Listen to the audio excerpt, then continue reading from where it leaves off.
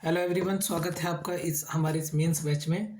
साथियों, इस बैच में हम उत्तराखंड अपर पीसीएस मेंस में जो ऑफिशियल सिलेबस है, जो आयोग ने सिलेबस दिया हुआ है, उसमें जितने यूनिट्स हैं, उस यूनिट्स में जितने टॉपिक्स हैं या सब टॉपिक हैं, उन सभी टॉपिक से जितने भी संभावित प्रश्न बनाए जा सकते हैं, तो पूरे सिलेबस को हम प्रश्न उत्तर के माध्यम से कवर कर रहे हैं। और साथ ही जितने प्रश्न उत्तर हम आपको यहाँ समझाते हैं, आप ये प्रश्न उत्तर हमें लिखकर जमा करते हैं, जो हम डेली चेक करते हैं 2-3 प्रश्न। तो इसी क्रम में हमारी एक यूनिट, जो कि सबसे बड़ी यूनिट थी, एक यूनिट हमारी कंप्लीट हो गई है। आज से हम दूसरी यूनिट स्टार्ट कर रहे हैं। अब जितने लोग नए जुड़े हैं, तो आज आप इसमें लेक्चर में स्टार्ट कर दीजिए। मतलब इसका जो यूनिट 2 है, हमारे साथ ही कवर करते चलें। और जो यूनिट 1 है, जैसे अभी होली की छुट्टी होंगी या फिर जो संडे है, आप यूनिट 1 वहाँ पर कवर करना, ठीक है। और देखिए, अभी तक इसमें जैसे पॉलिटी में 10 यूनिट्स दी गई हैं, ठीक है। पॉलिटी में 10 यूनिट दी गई हैं और अपने आप में एक सीढ़ी है। जैसे आप छत पर पहुँचते हैं, ठीक है, तो अपने आप में एक सीढ़ी है, 10 सीढ़ियाँ हैं। तो आपका GS2 का आधा पेपर नहीं, लगभग 70% GS2 आपका कवर हो जाएगा। और अगर आपने ये 10 यूनिट कर ली, ठीक है, तो जैसे आपने एक सीढ़ी चढ़ गए, अगर आप ऐसे ही कंटिन्यूटी बना कर रखेंगे तो आपको पता नहीं चलेगा, एक महीने के अंदर अंदर ये आपका पूरा जो टॉपिक्स हैं सारे कवर हो जाएंगे। इसमें आपका आंसर राइटिंग भी हो जाएगी, इसमें आपका क्या होगा, आंसर राइटिंग भी हो जाएगी, प्रॉपर आपके शॉर्ट नोट्स बन जाएंगे और डिटेल में आपके नोट्स हम दे ही रहे हैं। और साथ ही साथ में आपकी जो है प्रैक्टिस आपके साथ में चल रही है। और इसके अलावा मैं आपको अभी हम अपनी एक योजना बता देते हैं। जैसे यूनिट 1 है, तो जो यूनिट 1 है आपने कवर कर ली। जो बच्चे हमसे लगातार जुड़े हुए हैं, उन्होंने लगभग 30 सवाल इसके लिखे होंगे। तो अब हम क्या करेंगे, एक दिन निश्चित करेंगे जिससे जो नए बच्चे हमसे जुड़े हैं वो भी वीडियो लेक्चर के माध्यम से यूनिट 1 कवर कर लें। तो अब हम क्या करेंगे, एक दिन निश्चित करेंगे। तो उस दिन में मैं आपको बताऊंगा, जैसे मैक्सिमम बच्चे इसमें जॉब वाले हैं तो उनको सहूलियत रहे। जैसे संडे के दिन हम एक दिन निश्चित करेंगे, कोई एक संडे में आपको बताऊँगा। और इस यूनिट से हम 5 सवाल बनाएंगे या फिर 6 या फिर 10 सवाल, वो हम देख लेंगे। मान लीजिए 5 सवाल हम बनाते हैं, ठीक है। 5 सवाल बनाने के बाद मैं आपको वो 10 बजे सवाल दूंगा। जो हमने दिन निश्चित किया है वो मैं आपको 10 बजे सवाल दूंगा, 5। और आपको 12 बजे तक, अब फिर मैं आपसे बोलूँगा 10 बजे सवाल देने के बाद में जिस बच्चे की कॉपी 12 बजे आएगी, केवल उसी बच्चे की ही कॉपी चेक होगी। तो ऐसे हम यूनिट वाइज हम टेस्ट करेंगे, ठीक। जब हमारा पॉलिटी कंप्लीट हो जाएगा तो पूरे हम 20 क्वेश्चन का टेस्ट करेंगे या 10 क्वेश्चन का टेस्ट करेंगे। फिर जब हमारा पूरा GS2 हो जाएगा तो उसके हम कम से कम 4 टेस्ट करेंगे, 20-20 प्रश्न के। इस तरह से आपकी प्रैक्टिस करा दी जाएगी। आपके हाथ सामने जब मेंस आएगा, हमारा लक्ष्य ये है, जब आपके सामने मेंस पेपर होगा तो उसमें जितने भी क्वेश्चन आते हैं, जैसे मान लीजिए अब जितने भी क्वेश्चन आते हैं, तो सभी प्रश्न आप कम से कम 15 से 20 मिनट पहले कर लें। इतनी प्रैक्टिस हम आपकी करा देंगे, ठीक। लेकिन उसकी एक शर्त है, आपको लगातार इस बैच से जुड़ना होगा। ताकि कुछ बच्चे ऐसा होते हैं कि पता चला आज आंसर लिखा, फिर 2-3 दिन में नहीं लिखा। तो देखिए, ये तो बेकार है। या तो लिखो ही मत, ठीक है। क्यों कष्ट दे रहे हो अपने हाथों को। अगर मान लीजिए जो कंटिन्यू नहीं लिख पा रहा है तो कष्ट देने की ज़रूरत नहीं है, एक दिन भी मत लिखिए, क्योंकि उससे कोई फ़ायदा नहीं है, ठीक है ना। अगर आप आंसर जैसे एक दिन लिखा, 2 दिन नहीं लिखा, या 2 दिन लिखा, एक दिन नहीं लिखा, तो जो 2 दिन लिखा है तो अपने हाथ को कष्ट मत दीजिए, कोई फ़ायदा नहीं है, कुछ नहीं होने वाला। अगर आप डेली लिखेंगे तो आप देखिए, आज जैसे हमने कॉपी डाली है डेट 12 की, मैं तो ये सोच रहा था नंबर कहाँ कटेगा। किसी भी बच्चे की कॉपी में ये पता नहीं चलता नंबर कहाँ काटूँ, लेकिन फिर भी मैं काट लेता हूँ, कुछ ना कुछ मिस्टेक आई जाती है, क्योंकि इतनी गहराई से कॉपी हम पढ़ते हैं। अब अगर आप देखें इन बच्चों की पहले दिन की कॉपी और आज डेट 12 की कॉपी, ये मैं जो आप में से जो पहले दिन की कॉपी, ये मुझे दिखाना, और साथ ही साथ में आज की कॉपी, आपको स्पष्ट अंतर नज़र आएगा। पहले इन बच्चों से ना तो इंट्रोडक्शन लिखा जा रहा था, ना कंक्लूजन लिखा जा रहा था, और आज देखिए आप इंट्रोडक्शन, कंक्लूजन, बॉडी बिल्कुल परफेक्ट तरीके से, और जो डिमांड है क्वेश्चन की वो लिख रहे हैं। और ये नतीजा क्या है, कंटिन्यूटी का। तो चलिए कोई बात नहीं, मान लीजिए आज कल ही आपने बैच ज्वाइन किया है, तो जो ये हमारे जो लेक्चर आएंगे अब यूनिट 2 से आप डेली करिए, और जो पहले के हैं लेक्चर वो आप संडे में या अभी होली की जब छुट्टी होंगी तो आप उसको कवर कर लेना, ठीक है। इस तरह से बस आपको 6 से 8 महीने देने हैं, और फिर मुझे तो नहीं लगता मीन्स किसी भी हालत में रुकेगा। चलिए यूनिट 2 हमारी क्या थी, GS 2 में शासन व्यवस्था, संविधान, शासन प्रणाली, सामाजिक न्याय, अंतर्राष्ट्रीय संबंध, ये हमारे। अब देखिए काफ़ी सारे लोग जो कोचिंग कर लेते हैं लगभग 70%, तो 70% जो कोचिंग कर लेते हैं मुखर्जी नगर या कहीं भी, तो आप उनसे सिलेबस पूछना GS 2 में यूनिट 2 क्या है, 70 से 80% तो सिलेबस ही नहीं बता पाएंगे। और सारी कोचिंग क्या करती हैं, सब प्री ओरिएंटेड पढ़ाती हैं। रीज़न ये है वहाँ कंपटीशन ज़्यादा है और उसे पढ़ाना आसान है। मेंस पढ़ाना कठिन होता है क्योंकि यहाँ एनालिटिकल करना है, वहाँ तो फैक्चुअल इन्फॉर्मेशन देनी है, और वहाँ प्री में बच्चों की संख्या भी ज़्यादा रहती है। तो जो मैटर हैं आप देखिए, जितने भी मैटर हैं सारे लगभग प्री ओरिएंटेड रहते हैं। मेंस का तो बहुत कम रहता है। तो आप भाग्यशाली हैं कि आपको पॉइंट, जितने भी ये पॉइंट्स लिखे हुए हैं और हम आपके लिए मेहनत कर रहे हैं, जितने पॉइंट्स लिखे हुए हैं उस पॉइंट्स के जितने भी क्वेश्चन बनाए जा सकते हैं सब आपको बनाकर दे रहे हैं, शॉर्ट नोट दे रहे हैं और प्रिंट करा कर दे रहे हैं। चलिए और डेली आज से आंसर स्टार्ट कर दीजिए। आइए देखते हैं यूनिट 2 क्या है। तो यूनिट 2 है हमारी संघ और राज्य के कार्य उत्तरदायित्व, और ये संघ है लिखेगा, माफ कीजिएगा, ये संघ है, संघीय है, ठीक है। संघीय ढांचे से संबंधित मुद्दे, चुनौतियाँ और बुनियादी संरचना, ये तो हम कर चुके हैं। तो इसमें हमें ये यूनिट कुल मिला के, ये यूनिट क्या है, ये यूनिट कुल मिला के ये है, ये संघीय है। ये यूनिट कुल मिला के क्या है, संघ और राज्य, सेंटर और स्टेट के संबंध में इनका जो संबंध है, इनसे जुड़े कुछ विवाद हों, ठीक है, या इनके बीच क्या संबंध है, ठीक। राज्य या ऐसा समझिए आप, उत्तराखंड और केंद्र में हमारे ऐसा समझ लीजिए धामी और मोदी जी में क्या विवाद हो सकते हैं, ठीक है, या उनमें संबंध क्या है, राज्य और केंद्र में क्या और इनके कार्य क्या है, उत्तरदायित्व क्या है, इससे संबंधित इसमें विषय होंगे। ये लिखा हुआ है यूनिट 2 में। तो इसके सब टॉपिक्स देखिए जो हमें कवर करने हैं। आपको इससे मतलब नहीं है, ये तो लिखा हुआ है, इसको देखिए, आपको ये कवर करना है। केंद्र एवं राज्यों के बीच जो शक्तियाँ हैं, ये विधायक लिखा गया है, ये विधायी है, माफ़ कीजिएगा, ये ठीक करा देंगे इसको। विधायी, प्रशासनिक और वित्तीय विभाजन, ये हमें पढ़ना है। दूसरा है केंद्र राज्यों के बीच तनाव और नए राज्यों का गठन की मांग, इस टॉपिक में हमें ये पढ़ना है। और साथ में स्थानीय स्वशासन और मुद्दे, जो स्थानीय स्वशासन कौन सा है, 73वां और 74वां संविधान संशोधन जो आप पढ़ते हैं, पंचायतें हो गई, नगर पालिका हो गई, ये टॉपिक हमें इसमें कवर करने हैं, ठीक है ना, ये टॉपिक हमें इसमें कवर करने हैं। अब देखिए ये यूनिट थोड़ी छोटी है, इसमें फिर भी मैंने लगभग 8 से 10 प्रश्न इसमें भी बना दिए हैं, इस यूनिट में भी। अब 8 से 10 प्रश्न आप करेंगे, मैं गारंटी के साथ कह सकता हूँ, एक कोई सी भी परीक्षा हो, यूपीएससी को भी लगा लिया जाए, इस कंटेंट से बाहर नहीं जाने वाला एक भी प्रश्न, ये मेरी गारंटी है, ठीक है ना। लेकिन बस आपको अच्छे से शॉर्ट नोट्स बनाने हैं और उसको रिवाइज करना है, डेली रिवाइज करना है, ठीक। शॉर्ट नोट्स रिवाइज करने में, एक क्वेश्चन को रिवाइज करने में 5 मिनट लगेंगे मुश्किल से। चलिए तो देखते हैं टुडे टॉपिक्स हमारे, जो आंसर हमने क्वेश्चन बनाए हैं वो देखिए। पहला क्वेश्चन हमने इसमें बनाया है, केंद्र एवं राज्य के मध्य विधायी विषयों के वितरण पर टिप्पणी कीजिए, पहला क्वेश्चन।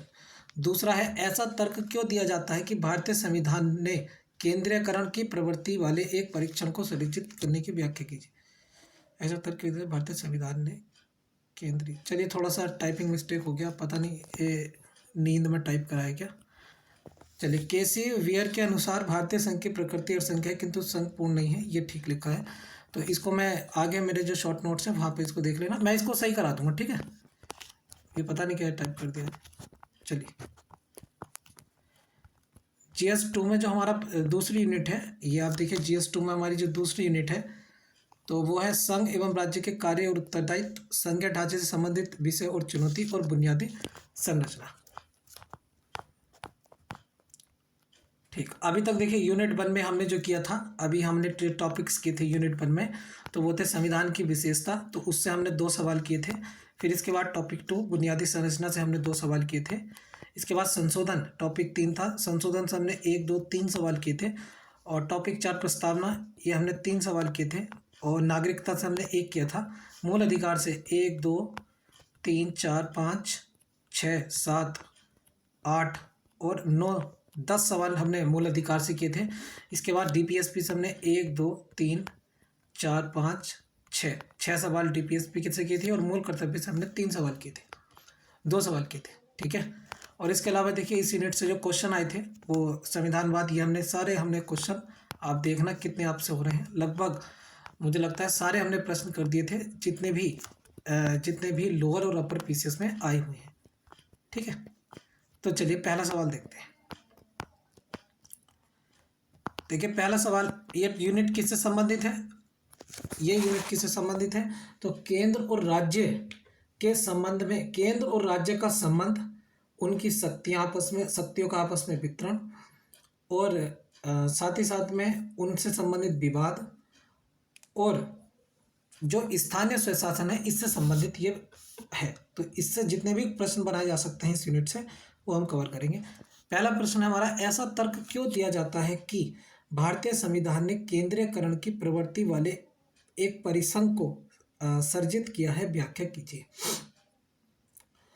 तो अब ये देखिए इसमें लिखा हुआ है, ऐसा तर्क क्यों दिया जाता है कि भारतीय संविधान ने केंद्रीयकरण की प्रवृत्ति वाले एक परिसंघ को सर्जित किया है? व्याख्या कीजिए। तो मैंने आपको बताया था, जब भी आपको प्रश्न हल करना है तो उसके 3 पार्ट होंगे। इंट्रोडक्शन होगा, बॉडी होगी, और साथ ही साथ में साथियों लास्ट में कंक्लूजन लिखेंगे। ये 2 से 3 लाइन का होगा 10%, ये 80%, और ये लगभग 2 से 3 या 3 से 4 लाइन का ये होगा।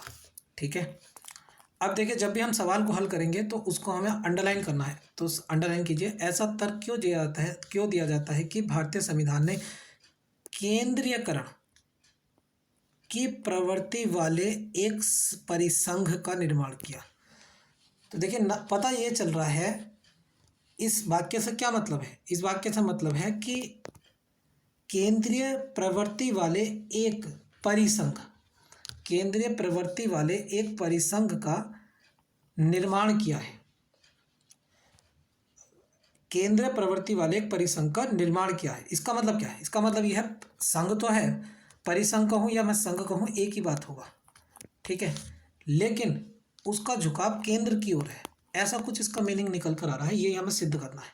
तो आइए देखिए, इससे पहले ये संघ क्या होता है, केंद्रीकरण क्या है, संघवाद क्या है, उस पर हम चर्चा करेंगे। लेकिन पहले मैं आपको एक एग्जाम्पल इसका दे दूँ, तभी आपको एकदम समझ में आएगा। देखिए इसमें एग्जाम्पल, एक सिंपल सा एग्जाम्पल लेते हैं। मान लीजिए आप दिल्ली या कहीं भी पढ़ने गए और आप किसी के साथ रूम शेयर कर रहे हैं। मान लीजिए आप किसी के साथ रूम शेयर कर रहे हैं, तो उसके हम 3 कंडीशन लेंगे। पहली कंडीशन केस नंबर 1।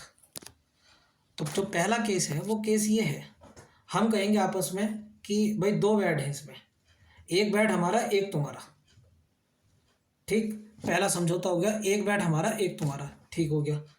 अब दूसरा समझौता, मान लीजिए बिल है 4000 का, आधा आधा बिल हो गया। ठीक, तीसरा समझौता कि तीसरा मान लीजिए खाने का हो गया, खाना हो गया 2500 रुपये का, आधा आधा हमारा ये हो गया। ठीक, और चौथा समझौता हो गया कि भाई देख, मैं ना तो तू मेरे अंडर में रहेगा ना मैं तेरे अंडर में रहूँगा। ठीक है, और जब मर्जी मेरी होगी मैं जा सकता हूँ, और जब मर्जी तेरी करे तू चले जाना। अरे बात समझे, एक केस ये हो गया, केस नंबर 1। अब आ जाओ केस नंबर 2 पर। ठीक है, अब आ जाइए केस नंबर 2 पर। एक केस तो ये हो गया बिल्कुल समझौता है, कोई भी कभी भी कहीं भी चला जाए, लेकिन हाँ बस ये है उनका समझौता हो गया है और वो रह रहे हैं। केस नंबर 2, केस नंबर 2 ये है कि मान लीजिए यहाँ भी 2 बेड हैं। ठीक है, और 2 बेड में से पहले वाले का मान लीजिए ए, तो ए कहता है बी से कि भाई तू मेरे अंडर में रहेगा, तो उसने कहा दूसरे वाले ने हाँ ठीक है मैं रहूँगा। ठीक, पहली बात। दूसरी बात, अगर मैं कहूँगा तो जाएगा, नहीं तो नहीं जाएगा। उसने कहा ठीक है सर मैं मान लेता हूँ। ठीक, फिर उसने खाना अगर मैं कहूँगा तो खाएगा, तो उसने कहा ठीक है। तो ये पूरी तरह इसके अंडर में है, और पहले वाले में क्या था? पहले वाले में ये है कि दोनों के मध्य समझौता हुआ है, ठीक। और दूसरे वाले केस में क्या हुआ है? पूरी तरह अंडर में है। तो जो पहला वाला केस है, तो पहला वाला केस होगा संघवाद का, तो इनके बीच में संघवाद हुआ है, यानी कि जो शक्ति है बिल्कुल इक्वल बटी हुई है, ठीक है। इनमें समझौता हुआ है और ये कभी भी जा सकते हैं लेकिन रह रहे हैं। और दूसरे वाले में क्या है? दूसरा वाला व्यक्ति नहीं जा सकता, ये समझौता नहीं है, ठीक है। दो केस है इसका, इसे हम कहेंगे केंद्रीकरण। अगर इसकी भाषा में देखें राज्य की बात, समझ में आ गया? ठीक। अब है केस 3। अब है केस 3। अब आ जाइए केस 3 पर। अब आपको पता ही है भारत में क्या है, बीच का रास्ता चुनते हैं हमेशा।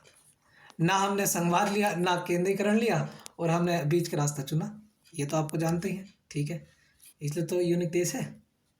अब देखिए, अब हमारा समझौता नहीं है, हमारे संवाद में समझौता नहीं है। एग्जाम्पल लेते हैं वही वाला। तो वहीं से हमने क्या काम करा, रूम वाला था, मतलब दो, वही केस नंबर 3 लेते हैं। तो केस नंबर 3 में हमने क्या काम किया, एक व्यक्ति, एक ये है और दूसरा व्यक्ति ये है। इससे हमने कहा हमारे साथ रहोगे, ठीक। इसने कहा हाँ रह लेंगे, लेकिन हाँ रहना मेरे अंडर में पड़ेगा, बाहर नहीं जा सकते। तो इसने कहा ठीक है, पहली बात। दूसरी बात, चलो आधा आधा हम जो खाना है वो हम आधा आधा कर देंगे, ठीक। खाने का खर्चा, इसके बाद जो रहने का खर्चा है रेंट का, वो भी हम आधा आधा कर देंगे, ठीक है। और बस, लेकिन तुम जा नहीं सकते, और मान लो कोई विपरीत परिस्थिति हुई तो तुम्हें मेरे हिसाब से ही चलना पड़ेगा, ठीक। तो मुझे लगता है अच्छे से आपके चेहरे पर मुस्कान आ गई होगी और अच्छे से समझ में आपको आ गया होगा। देखिए पहला केस क्या था? पहला केस था बिल्कुल समझौता है शक्तियों का, और कोई भी जा सकता है। पहला वो है अमेरिका में संघवाद। दूसरा केस क्या है? दूसरा केस है केंद्रीकरण, बिल्कुल उसके अंडर में रहना पड़ेगा, वो है केंद्रीकरण, ये ब्रिटेन में है। और तीसरा भारत ने बीच का रास्ता अपनाया, ठीक है हम समझौता कर रहे हैं लेकिन रहोगे अंडर में ही, बाहर नहीं जा सकते, बाहर नहीं जा सकते, बस तुम्हें पावर दे रहे हैं, बाहर नहीं जा सकते हमारे बिना, ये भारत में है। अब आ जाओ सवाल पर। तो सवाल ये था, अब आ जाओ सवाल पर। सवाल क्या था? सवाल ये था कि, अब देखिए सवाल क्या था, ऐसा तर्क क्यों दिया जाता है कि भारतीय संविधान में केंद्रीकरण की प्रवृत्ति है, यानी केंद्र पावर है, समझौते में केंद्र पावर है लेकिन परिसंघ है। परिसंघ का मतलब, ठीक है संघ तो है सब, जहाँ भी संघ शब्द आगा उसका मतलब क्या है?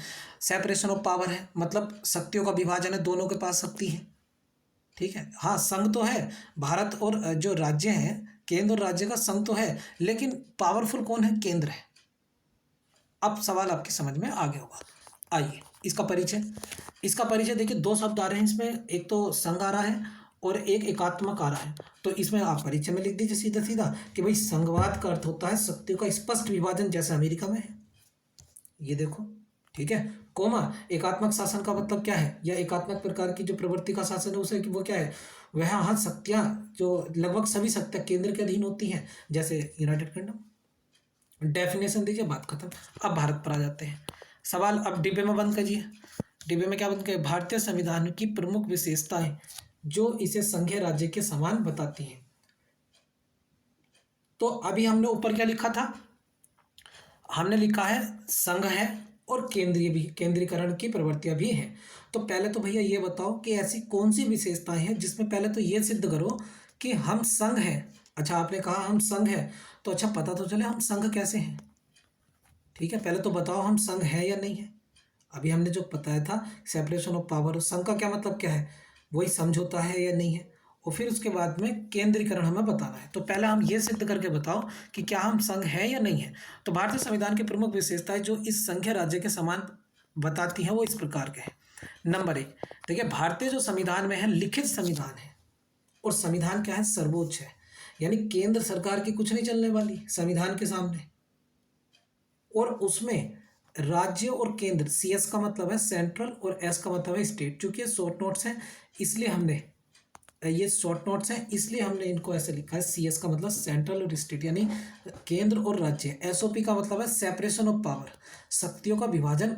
ठीक है, ये शॉर्ट नोट्स है, इसलिए हमने लिखा है शक्तियों का विभाजन स्पष्ट है।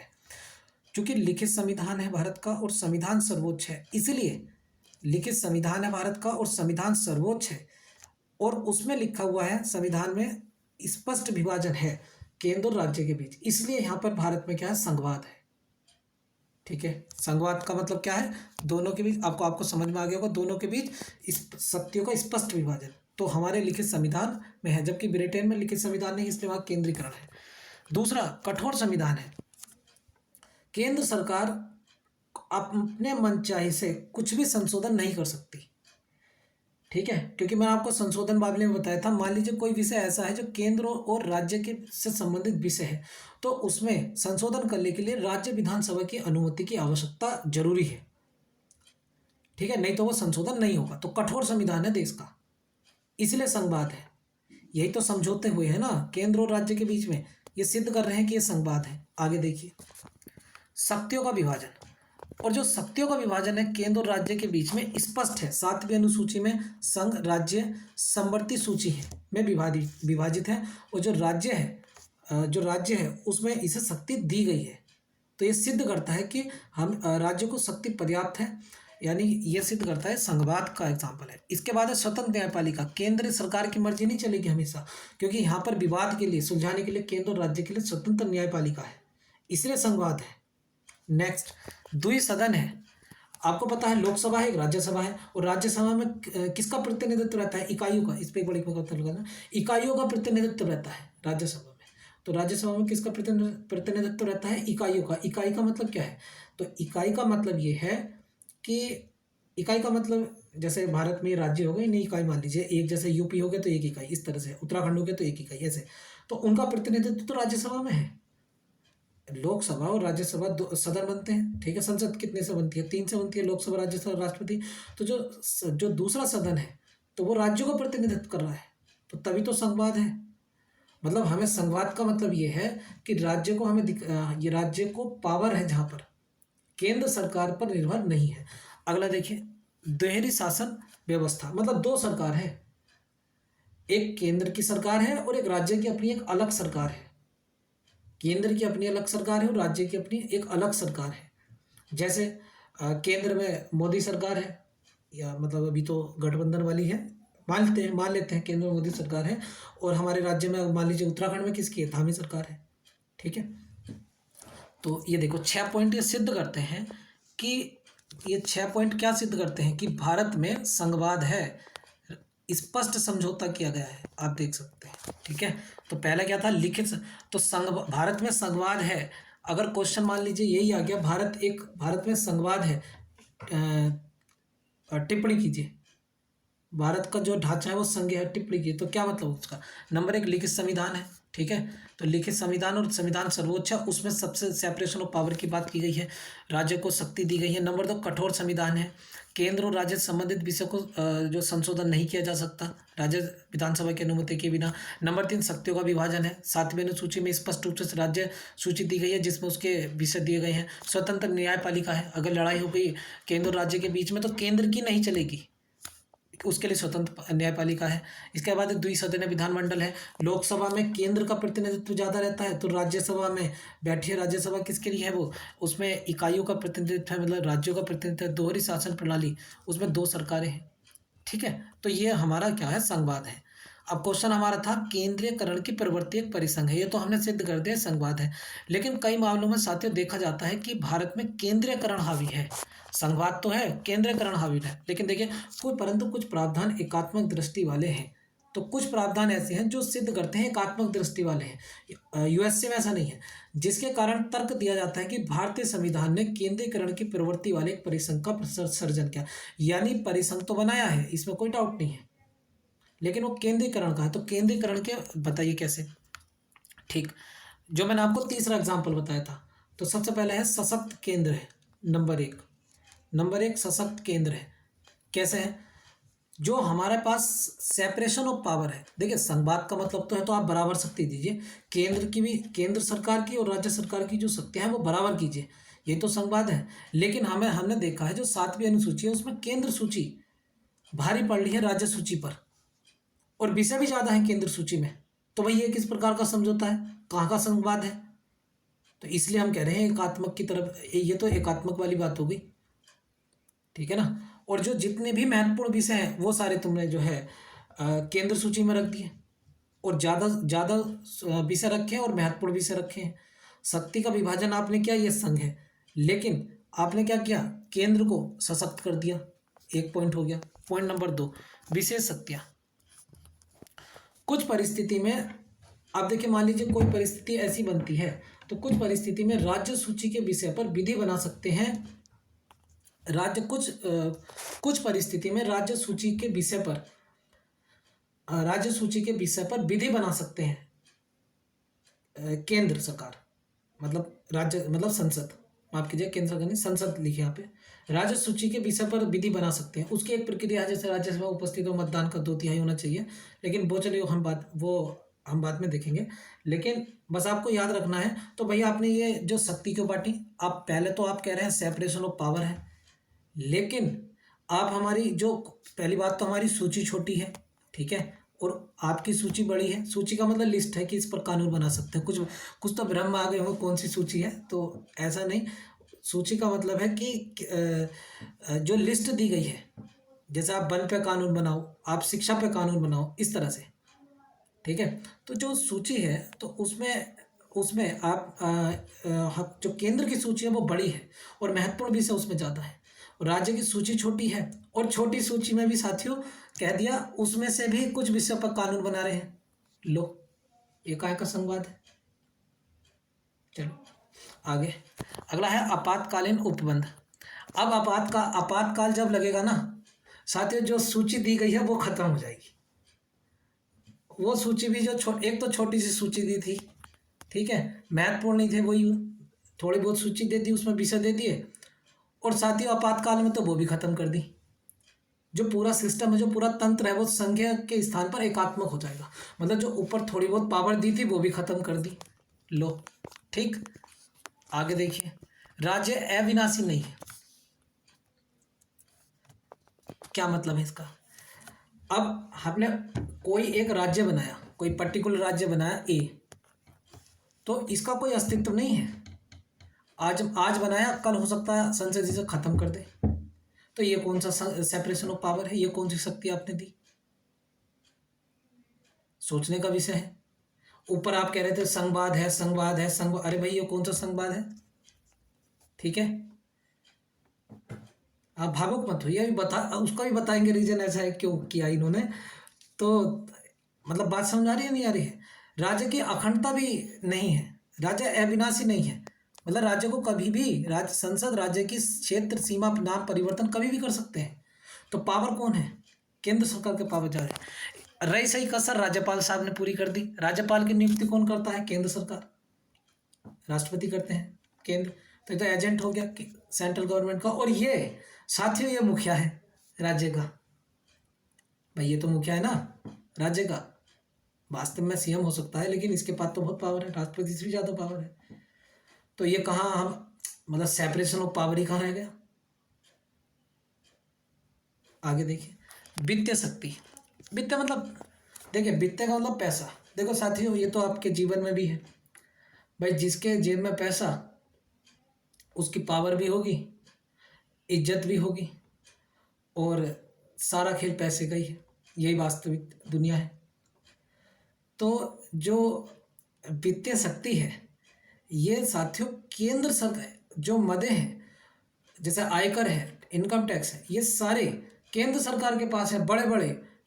और इसमें जो है राज्य सरकार के पास क्या, सिनेमा पर टैक्स लगा दो, ये जो मैरिज हो इन पे, जो ये हॉल इन पे लगा, मेलों पे लगा। जैसा अभी आप आगे पढ़ेंगे, हमें स्थानीय स्वशासन के मुद्दे हैं, जब आप आगे पढ़ेंगे अभी पंचायत, तो उसमें आप देखना मेलों पे टैक्स लगा दिया, ठीक है।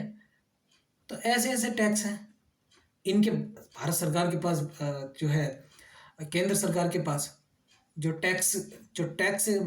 टैक्स वाले मदे हैं वो ज़्यादा हैं और बड़े हैं, और राज्य सरकार के पास छोटे छोटे हैं, ठीक है। और वो तो एक सबसे बड़ा जो टैक्स है वो आप जानते हैं, गिने चुने टैक्स है राज्य सरकार के पास। तो भाई जिसके पास पैसा वो तो वैसे ही अंडर दब के रहेगा। पता चला सरकार चलाने के लिए उधार मांग रहा है किससे? केंद्र सरकार से, और केंद्र सरकार देती है। और मान लीजिए कोई साथियों आपने किसी से उधार मांग लिया पैसा, तो आपको उसके अंडर में रहना पड़ेगा। अरे बात समझ नहीं?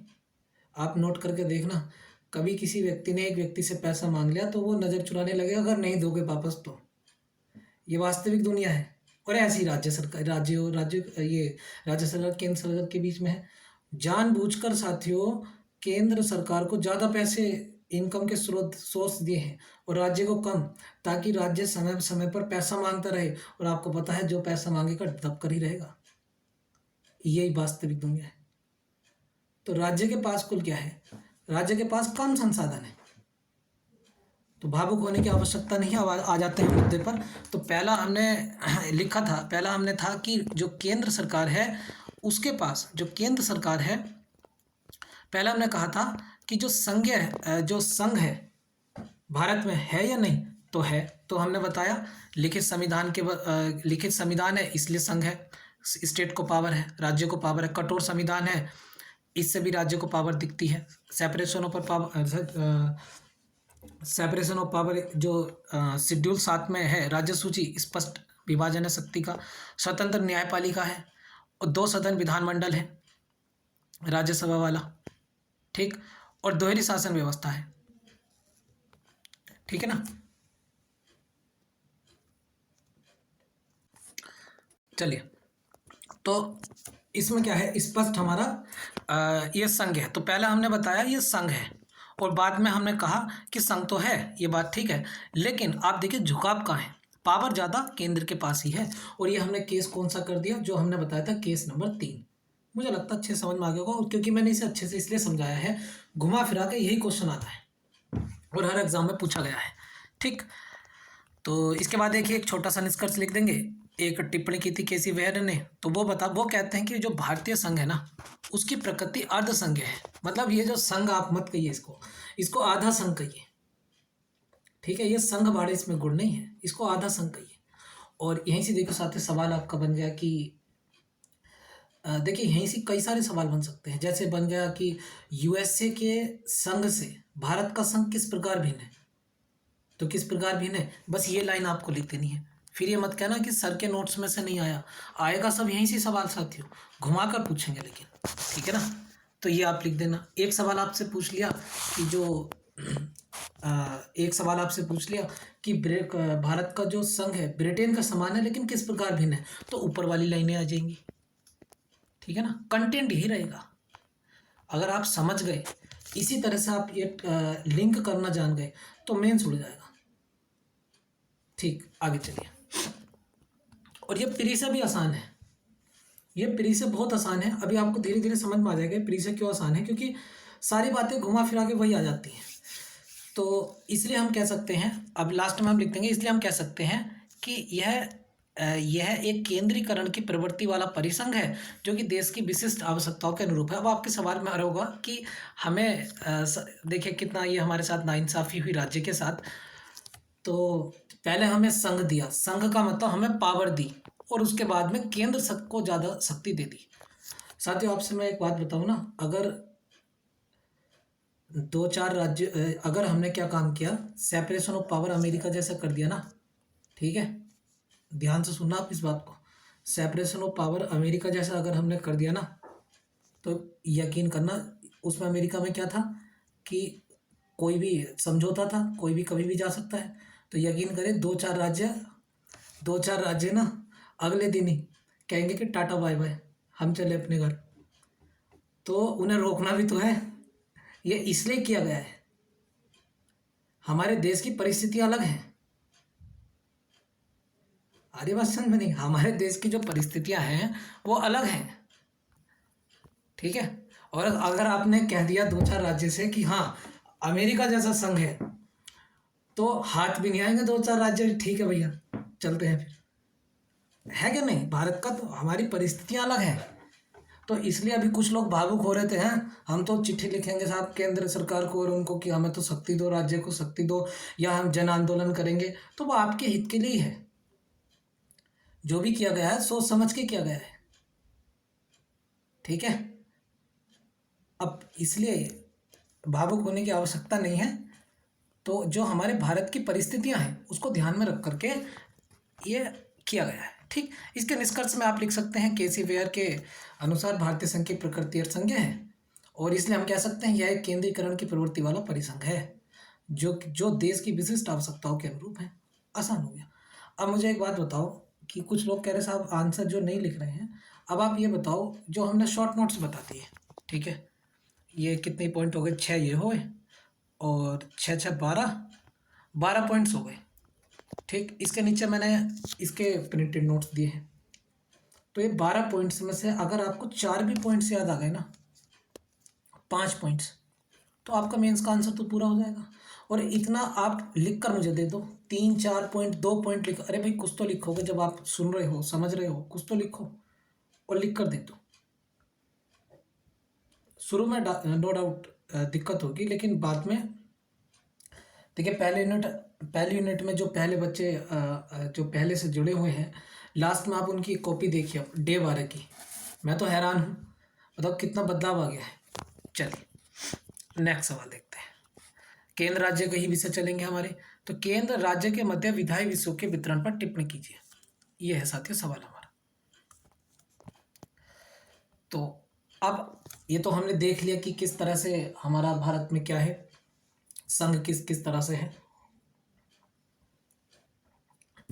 तो अब देखते हैं, अब नेक्स्ट सवाल समझ में आया, उम्मीद है समझ में आया होगा, ठीक है। चलिए अब आगे देखिए, केंद्र एवं राज्यों के मध्य विधायी विषयों के वितरण पर टिप्पणी कीजिए। तो अब देखिए इसमें तो ये पूछा गया है हमसे, और मैंने आपको बताया था कि हमें क्या करना है, अंडरलाइन करना है। केंद्र और राज्यों की बात चलिए, मध्य विधायी विषय, देखिए विधायी का वितरण नाम से पता चला, और किसके किसके बीच में, केंद्र और राज्य के बीच में, ठीक है। मैं भी आपके साथ में ही सोल्व कर रहा हूँ इसे, ध्यान से देखो। चलो दोबारा देखो,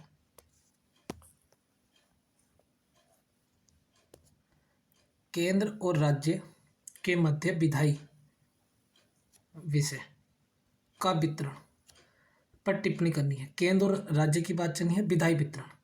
विधायी का मतलब है, अभी मैंने आपको बताया था लिस्ट, कि कितने लिस्ट, जो लिस्ट्स हैं, मतलब जो कानून बना सकते हैं, कौन से विषय पे कौन कानून बना सकता है, उसकी बात चल रही है। विधायी का मतलब कानून बनाना, और उसका वितरण किसके बीच में, केंद्र और राज्य के वितरण।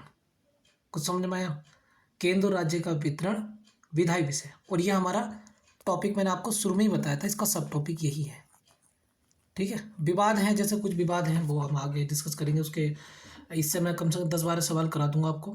हालांकि 4-5 में भी काम चल जाएगा, लेकिन मुझे मैं अच्छे से, आपको जब पढ़ रहे हो तो अच्छे से ही पढ़ो, फिर भले ही 1 महीना एक्स्ट्रा लग जाए कोई दिक्कत नहीं है, ठीक है ना। देखिए इसका इंट्रोडक्शन, तो इंट्रोडक्शन इसमें आ जाएगा कि भाग 7 अनुच्छेद 245 से 255 तक, भाग 7 में अनुच्छेद 245 से 255 तक केंद्र और राज्यों के मध्य विधायी संबंध हैं। अनुच्छेद 7 में भाग 7 में अनुच्छेद 245 से 255 तक, भाग आप जानते हैं ये चैप्टर वाइज ही होते हैं, ठीक है। भाग 1, भाग 2, भाग 3 हमने पढ़ा था, याद होगा, भाग 3 नागरिकता, भाग 4 ये चैप्टर है, किताब है कोई, उसका चैप्टर है, ठीक है। अनुच्छेद क्या, उसके टॉपिक्स हैं। तो जैसा आप किताब पढ़ते हैं ना, किताब क्या होगी, संविधान होगी, तो उसमें भाग 1 में राज्यों की बात की गई है, ठीक। इस तरह से भाग 3, भाग 4 डीपीएसपी का, ठीक। ऐसे 5 6 7, तो 7 में केंद्र और राज्य, जो 7वां चैप्टर है संविधान के अंदर, केंद्र और राज्य के मध्य विधायी की बात करता है, ठीक है। और कौन से टॉपिक्स में, तो वो है या अनुच्छेद में 245 से 255, अनुच्छेद मतलब पैराग्राफ होता है, ठीक, के मध्य क्या बात करता है, विधायी संबंध, ठीक। यही आप लिख देना। इसके बाद देखिए, भारतीय संविधान में 7वीं अनुसूची में विधायी सूची को 3 भागों में बांटा गया है, इसमें 3 भागों में। 3 कौन से हैं साथियों? नंबर 1 है संघ सूची, और दूसरी है राज्य सूची, और तीसरी है समवर्ती सूची। 3 सूचियां हैं। सूची का मतलब लिस्ट के। अब टॉपिक हम क्या पढ़ रहे हैं, फिर दिमाग में लाओ, केंद्र और राज्य के संबंध। तो इनसे पूछा गया है, आप बताओ हमसे किन विषयों पर हम कानून बना सकती है राज्य। क्रम से चलना है बिल्कुल। तो उन्होंने कहा कि भाग 7 में अनुच्छेद 245 से 255 तक 3 लिस्ट है, संघ सूची, राज्य सूची, समवर्ती सूची। तो पहला है संघ सूची। तो इसमें साथियों ऐसे विषय शामिल हैं जिनमें विधि निर्माण की शक्ति संसद के पास है। ठीक है, संघ सूची का मतलब है ऐसे विषय शामिल हैं जिसमें विधि निर्माण की शक्ति संसद के पास है। और ये विषय किस टाइप के हैं? ये राष्ट्रीय महत्व के विषय हैं। ठीक है, राष्ट्रव्यापी कानून की एकरूपता को जो ऐसे विषय जो दे सके, ऐसे विषय हैं संघ सूची के। तो संघ सूची क्या है, फिर याद करिए, भाग 7 में। ठीक है, भाग 7 में संघ सूची, राज्य सूची और समवर्ती सूची है। संघ सूची में लिस्ट है, मतलब एक लिस्ट दी गई है। तो उस लिस्ट में जो संघ सूची है, उस लिस्ट में जो कानून बना सकती है वो केंद्र सरकार बना सकती है या संसद बना सकती है। ठीक है, अब जैसे कौन से विषय इसमें, जैसे रक्षा से संबंधित विषय हैं, विदेश नीति से संबंधित विषय हैं, मुद्रा से संबंधित विषय हैं, रेलवे से संबंधित विषय हैं संघ सूची में। ठीक, राज्य सूची, ऐसे विषय शामिल हैं इसमें जिनमें विधि का निर्माण राज्य सरकार करेगी साथियों। जैसे पुलिस, ठीक है ना, जैसे मान लीजिए अभी उत्तराखंड पुलिस, तो जो आप पुलिस देखते हैं लोकल पुलिस, ये किसके अंडर में है? ये मुख्यमंत्री धामी के अंडर, सरकार के अंडर में है, ये राज्य सरकार के अंडर में है। ठीक है, और जो रक्षा है वो, या विदेश नीति है, मुद्रा है जो नोट छप रहा है, या रेलवे है, रेल है, ये सब केंद्र सरकार के अंडर में है। राज्य सूची जो शामिल है वो किस में है? राज्य सूची में कौन से शामिल है? जैसे एग्जांपल पुलिस है, लॉ एंड ऑर्डर, LNO है का मतलब है लॉ एंड ऑर्डर, यानी कानून व्यवस्था। इसके बाद जन स्वास्थ्य, स्वास्थ्य भी इसके अंडर में आता है राज्य सूची में। ठीक, इसके बाद एक समवर्ती सूची। समवर्ती सूची का मतलब है जिसमें दोनों विषय शामिल हैं।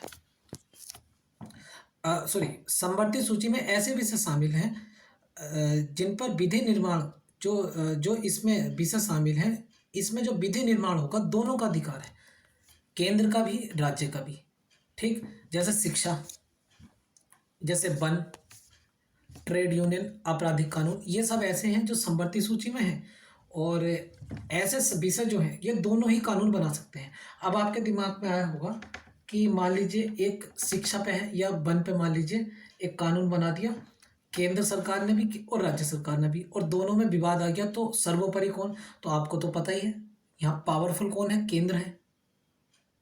यहाँ संवाद तो है नहीं, तो पावर तो किसकी मानी जाएगी? किसका कानून माना जाएगा? तो वो कानून माना जाएगा या लागू किसका कानून होगा? अगर विवाद हो गया केंद्र और राज्य में, तो केंद्र का कानून लागू होगा, संसद का कानून लागू होगा। क्योंकि हमारे में क्या है, अर्धसंज्ञ है, एकात्मक की ओर झुकाव है, जो मैंने ऊपर आपको समझाया। आया बात समझ में? ठीक, लेकिन एक शर्त है इसमें, मान लीजिए अगर राष्ट्रपति को इन्होंने कानून दे दिया, मतलब राष्ट्रपति मतलब केंद्र सरकार की अगर मंजूरी मिल गई उस पर कानून पर, राज्य सरकार ने केंद्र सरकार को भेज दिया कि हम ये कानून रखना चाहते हैं और उनकी मंजूरी मिल गई, तो वो कानून वैलिड हो सकता है। लेकिन कुल मिलाकर बात यह है, अगर दोनों में विवाद हो गया तो क्या होगा? यदि दोनों में विवाद उत्पन्न होता है तो केंद्र सरकार और जो संसद है उसी का जो कानून है वो सर्वोपरि माना जाएगा। अगला है अपशिष्ट शक्तियाँ। अब ये सूची दी नहीं गई है, इसमें ऐसे विषय शामिल होते हैं जो ना तो संघ सूची में है, न राज्य सूची में है, न समवर्ती में है। ऐसे कई सारे विषय हैं। तो जब संविधान बना था तब साइबर क्राइम नहीं था, तो कंप्यूटर ही नहीं था, साइबर क्राइम तो तब होगा। तो जब साइबर क्राइम नहीं था साथियों, तो तब हम लिख नहीं पाए, हम राज्य में नहीं लिख पाए। अगर मान लीजिए आज संविधान बना तो सबसे पहले साइबर क्राइम ही लिखा जाएगा, ई कॉमर्स जैसे ऐसे विषय लिखे जाएंगे। तो तब तो नहीं लिखे गए थे, न राज्य में, न संघ में और न समवर्ती में। आज बना तो आज, ये तो आज विषय पैदा हुए हैं। तो ऐसे विषय जो ना तो संघ में है, न राज्य में है और न समवर्ती में है, तो उन्हें हम कहते हैं अपशिष्ट विषय जो बचे हुए हैं, और इन पर भी निर्माण कौन करेगा? संसद। जैसे साइबर क्राइम, ई कॉमर्स। निष्कर्ष में हम लिख सकते हैं कि जो संविधान है, संविधान में संघ सूची, राज्य और समवर्ती सूची, जो संघ सूची है वो राज्य और समवर्ती सूची से विस्तृत है और साथ ही साथ पावरफुल है। एवं समवर्ती सूची, और यदि समवर्ती सूची और राज्य सूची में विवाद उत्पन्न हो जाए, मान लीजिए केंद्र ने मान लीजिए जैसे एक वन आया, एक वन टॉपिक है हमारे, ये समवर्ती में है, आपने हम पढ़ा था इसको, ठीक है। इसमें का काम हुआ, केंद्र सरकार ने एक सेम लॉ, एक कोई लॉ बनाया कि इस ज़मीन पर, ये इस ज़मीन पर मान लीजिए कोई ऐसा लॉ बना दिया कि यहाँ पर खेती नहीं की जा सकती, कोई ऐसा लॉ पास कर दिया। स्टेट गवर्नमेंट ने एक लॉ पास किया कि यहाँ पर खेती की जा सकती है, कॉन्फ्लिक्ट हो गया, विवाद हो गया। तो जब विवाद होगा तो जीतेगा कौन? केंद्र सरकार। इसकी बात मानी जाएगी कि हाँ, यहाँ खेती नहीं की जा सकती। लेकिन अगर राज्य सरकार ने राष्ट्रपति के पास चले गए कि हमें यहाँ की छूट दीजिए या ये हमारा कानून जो है मान लीजिए, तो अगर वो सहमति देते तो हो सकता है, अदरवाइज नहीं। लेकिन इन्हीं का ही कानून सर्वोपरि होगा। तो आप समझ गए होंगे कि अगर समवर्ती सूची में और राज्य सूची में विवाद उत्पन्न होता है, या केंद्र सरकार और राज्य सरकार में समवर्ती सूची पर विवाद उत्पन्न होता है, तो सर्वोपरि कौन होगा? केंद्र। लेकिन राज्य क्या है? राष्ट्रपति की सहमति में कानून इसको लागू करा सकता है, वो भी केंद्र सरकार पर ही निर्भर हो। कुल मिलाकर पावर को नहीं है। तो यह सवाल था हमारा विधायी शक्तियाँ। विधायी शक्ति में क्या था? ये भाग 7 था, अनुच्छेद 245 और 255, केंद्र राज्यों के मध्य विधायी संबंध।